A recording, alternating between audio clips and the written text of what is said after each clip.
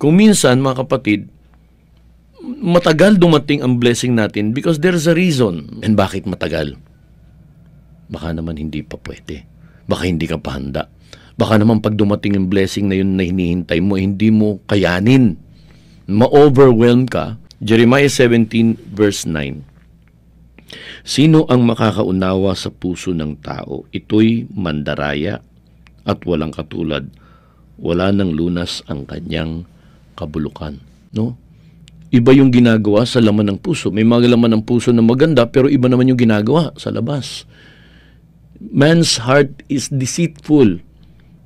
Humihingi tayo ng isang bagay, pero hindi tayo binibigyan. Kasi nga, iba yung motibo natin.